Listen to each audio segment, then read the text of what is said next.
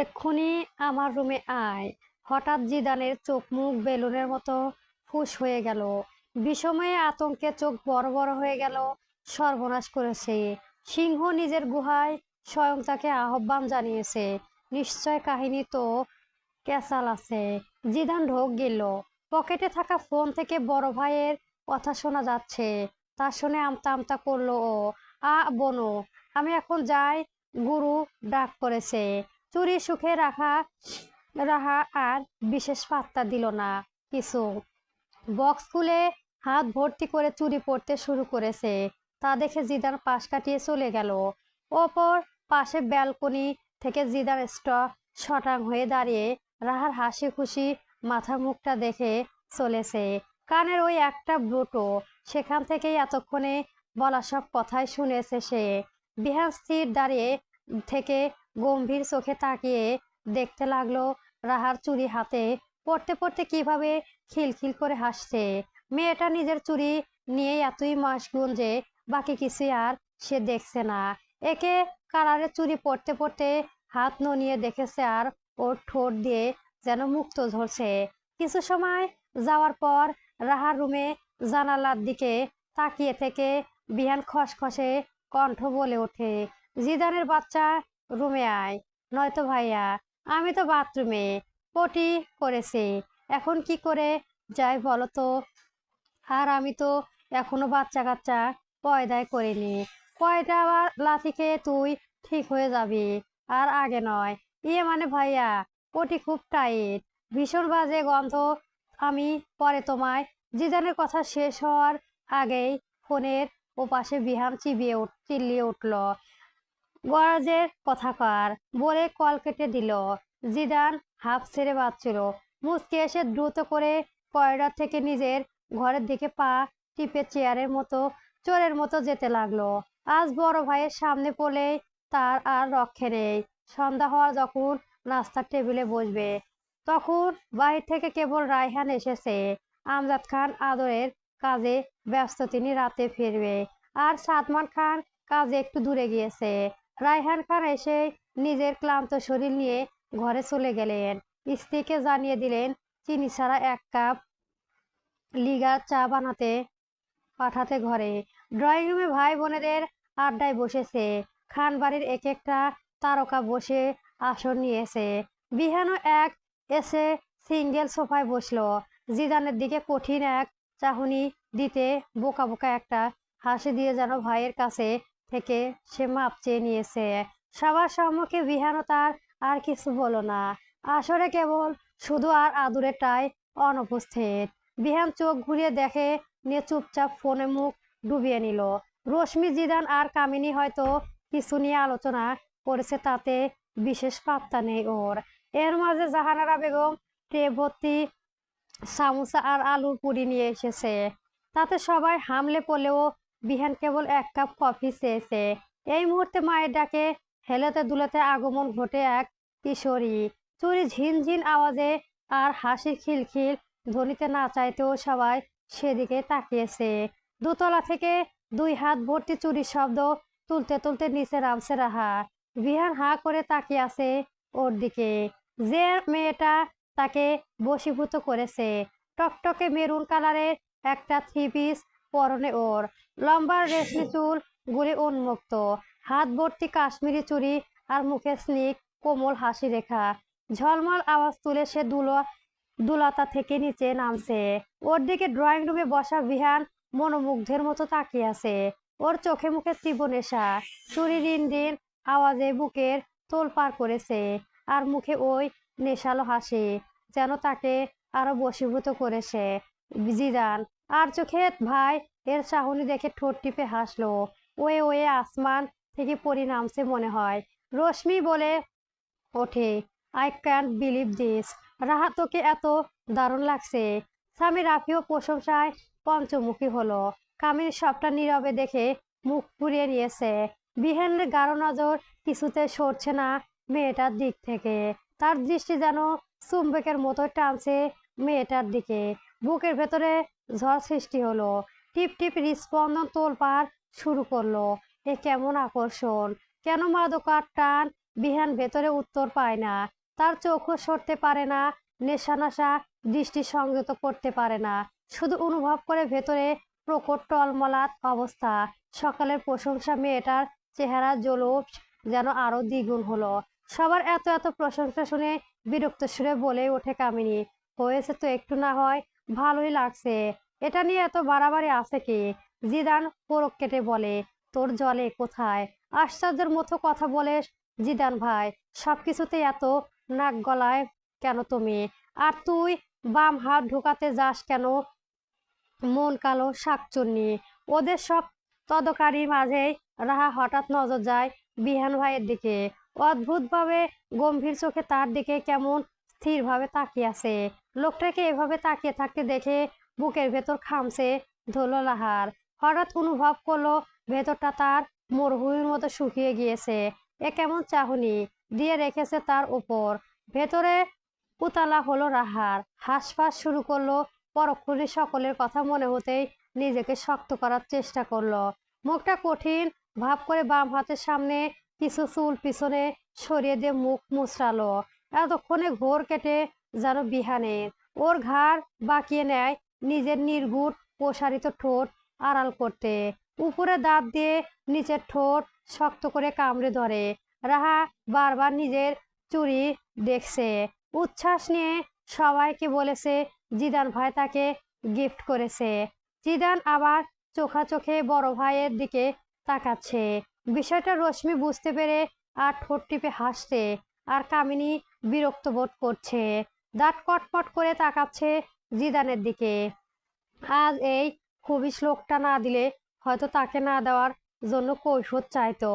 বিহান আর চোখে বরাঙ্গর দেখে যাচ্ছে তার মেলোময় আদুরেটাকে। হাতে একটা কফির মগ, গাঢ় চাহনি দিয়ে তাকিয়ে আছে মেয়েটার দিকে। রাহা খিলখিল করে হাসছে আর নিজের হাতে পরনো চুড়ি দেখছে। বিহান রাহা ওই মাদক মেশানো মুখের দিকে তাকিয়ে বিড়বিড় করে, আমার হার্টবিট থামিয়ে দিতে চাস নাকি আদুরে? আপন মনে প্রশ্ন করতে থাকে সে। এমন রূপের সামনে কেন আসিস যে রূপ দেখে নিজেকে তোর থেকে দূরে রাখতে না পারি আমি? নাকি অন্তত কল ঝলসে দিতে চাস?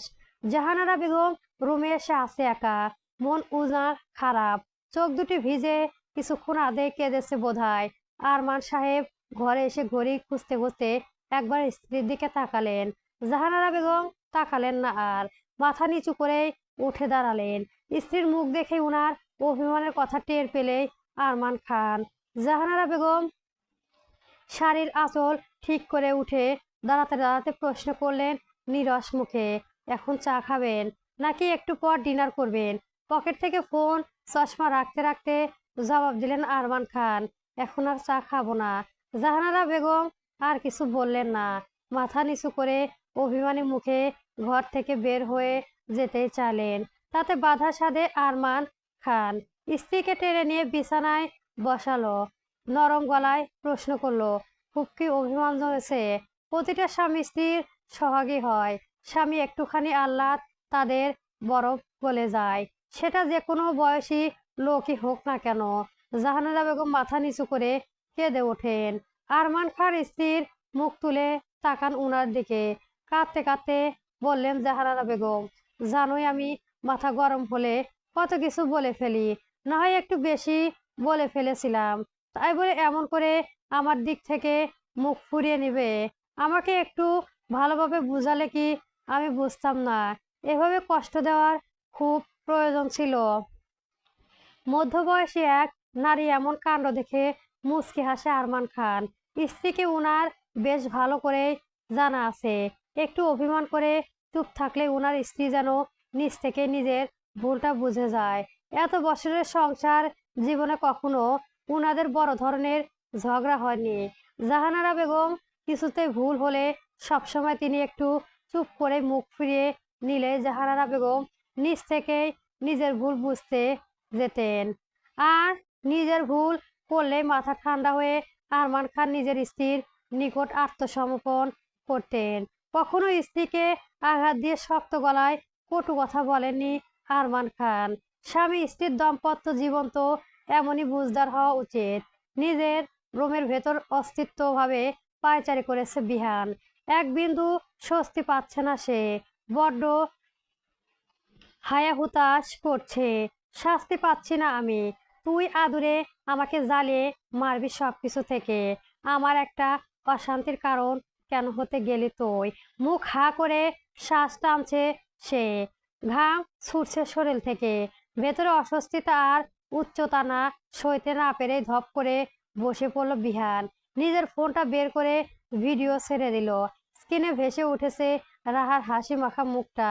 চুরি দেখতে দেখতে হাসতে বেশ কয়েকবার ভিডিও দেখেছে। মাত্র 50 সেকেন্ডের একটা ভিডিও, তাও খানিক লুকিয়ে তোলা হয়েছে।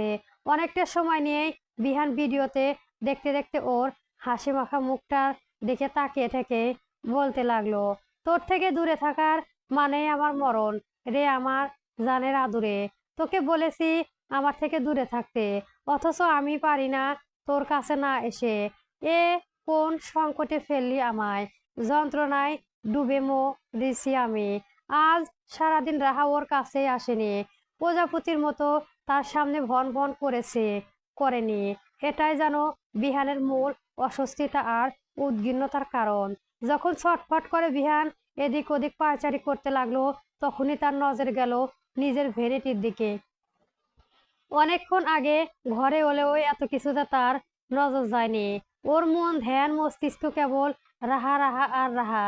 কিন্তু ভেনিটির দিকে তাকিয়ে ওর ঠোঁটে ক্রুদ্ধ হাসি ভেসে এলো, যেন 1 সেকেন্ডও লাগেনি কাজটাকে করেছে তার ধরে। ওদিকে রাহা বন্ধ করে চঞ্চলতার সাথে ছটফট করেছে, যেন কারো জন্য অপেক্ষা করছে সে।